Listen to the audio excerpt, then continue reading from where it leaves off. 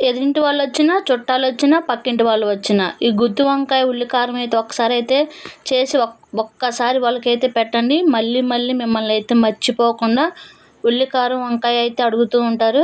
ఇక్కడ వచ్చేసి ఒక అరకిలో వంకాయలు అయితే తీసేసుకొని గుండ్రటి వంకాయలు అవి చక్కగా 4 ముక్కలుగా అయితే తొడియం ఊడిపోకుండా అయితే కట్ చేసుకోవాలి. ఈ కట్ చేసుకున్న ఈ వంకాయల్లో కొంచెం సాల్ట్ నీళ్ళల్లో అయితే వేసేసుకోవాలి. సాల్ట్ నీళ్ళల్లో వేసుకోకపోతే వంకాయ అనేది నల్లగొచ్చేస్తుంది. వంకాయ తినేటప్పుడు చేదెక్కిపోతుంది.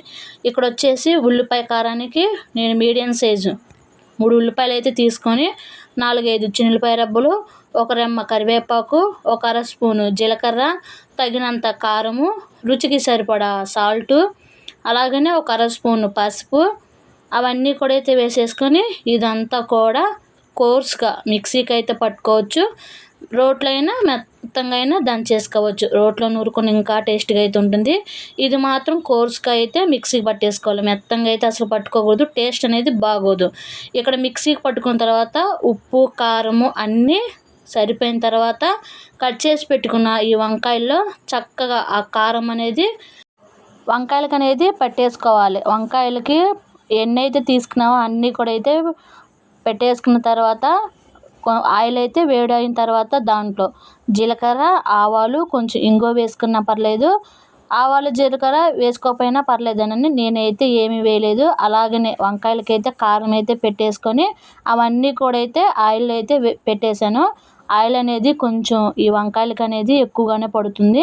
ఇక్కడ వచ్చేసి వంకాయలకి ఆ కారం అంతా పెట్టేసిన తర్వాత మిగిలిన ఈ ఉల్లి కారం అంతా కూడా అయితే వాటి మీద అయితే పెట్టేశాను. ఆ కారం అంతా కూడా చక్కగా అదంతా కూడా అయితే వేసేసిన తర్వాత వాటి మీద మూత క్లోజ్ చేసేసి పెట్టేసుకొని లో టు మీడియం ఫ్లేమ్లో అయితే పెట్టేసుకుంటే చక్కగా అనేది వంకాయ మగ్గిపోతుంది.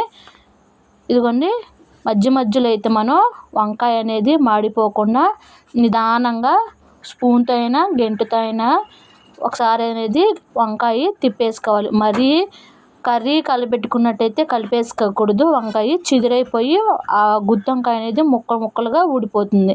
ఈ విధంగా కలిపేసుకున్న తర్వాత ఒక స్పూన్తో మళ్ళా మూత క్లోజ్ చేసేసి మధ్య మధ్యలో మనం చూసుకొని ఈ విధంగా మగ్గిన తర్వాత గ్యాస్ ఆఫ్ చేసేసుకుంటే ఉల్లిపాయ గుత్తి వంకాయ కారం అయితే రెడీ అయిపోయింది. ఈ వాసనకి ఇరింటి వాళ్ళు, ఎదురింటి వారు, పక్కింటి వాళ్ళు వచ్చానండి మనకైతే ఉండదు, వాళ్ళందరికీ పెడతాను.